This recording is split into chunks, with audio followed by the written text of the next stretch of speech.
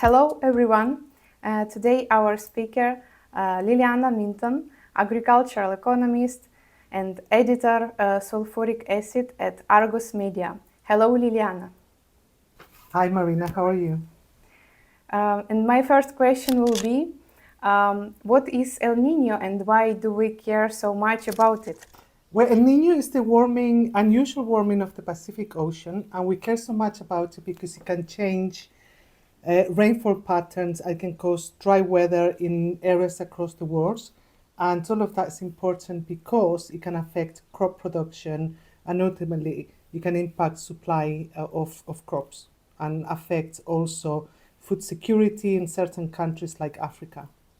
El Nino usually peaks in December time, so now we are getting to the peak of El Nino, and then it seasonally weakens as the spring develops. So that's something that we're going through right now. And after 3 consecutive seasons of La Nina, which hasn't happened for the past 50 years in 3 consecutive ways, we are suddenly have a very strong El Nino among us. And how can El Nino affect crops? Well, El Nino, like I said, El Nino creates dry weather and also it changes rainfall patterns. In Brazil specifically, it's causing a severe drought in Mato Grosso, and that is a soybean producing region. If there is drought, plantings get delayed, and then it also impacts the consecutive plantings of the winter corn crop that is due to be planted after the soybean are harvested. So it really impacts the whole, planting, and it can impact farmers' decisions because if they cannot plant corn, they will have to migrate to other crops, and all of that will impact the supply of commodities. In Southeast Asia, it's going to cause dry weather. So that will impact, rice production and sugarcane that are reliant on heavy rainfall. So it really has very significant effects on crops and also in rainfall patterns. And how can crop output affect fertilizers consumption? I think the link is related with crop conditions and fertilizer usage. Farmers make decisions on how the crop yields are going to be. If there is very dry weather, it's very likely that yields will not be at optimum as they set up with. So then they could impact the fertilizer usage as well.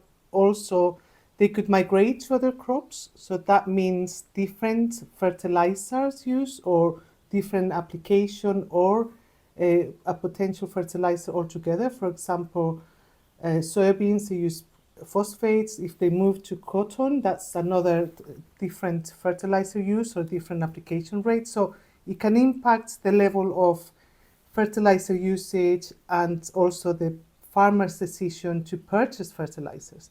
And I think that's quite important because if farmers see that their output is going to be lower, they might actually lower their fertilizer purchases for that particular year. Also, when the planting season gets, adjusted, that will also have impact on the applications. Fertilizers are applied very specifically before crop and during the crop. If the planting season gets shortened, that gives very little room for maneuver and flexibility. So it does have a great impact on that. Also, we have to remember that if we have lower crops, that will impact supply, and then we also can impact ultimately prices. And prices are the key component of affordability, fertilizer affordability.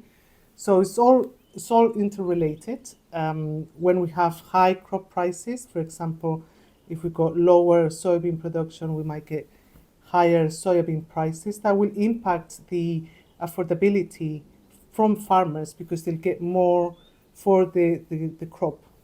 And ultimately, they will want to purchase more fertilizers.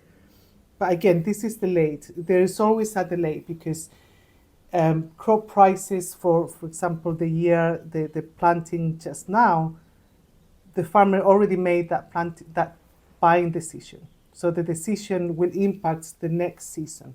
And what are the future effects of El Nino? So El Niño is peaking this month in December. Funny enough, the name was given because of El Niño or baby Jesus, that was first discovered in South America. But it peaks this month. Then there is a 62% chance that it will weaken from the Northern Hemisphere spring onwards. And it's impacting most specifically the Southern Hemisphere and the crops that are being planted in Argentina, in Brazil, which are, like extensive crops such as soybeans, corn, and it's also, that's the major impact. So as it weakens in the Northern Hemisphere spring, that's when the European crops the summer crops start to be planted. So it's expected that conditions will go to El Niño neutral by the summer of 2024, which is good news for the European crops. Thank you very much for your time and such useful insights.